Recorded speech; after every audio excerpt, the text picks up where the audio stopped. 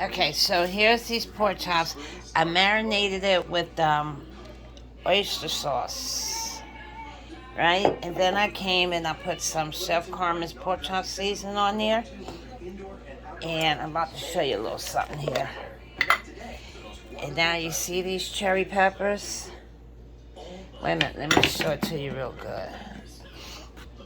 You see these?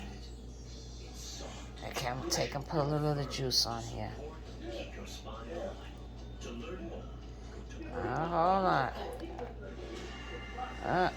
Okay.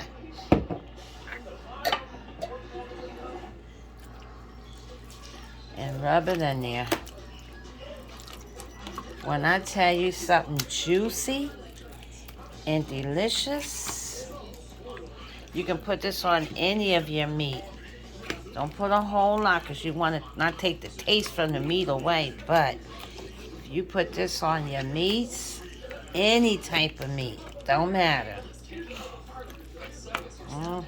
It is really good. I just wanted to show you guys that, okay? Right there.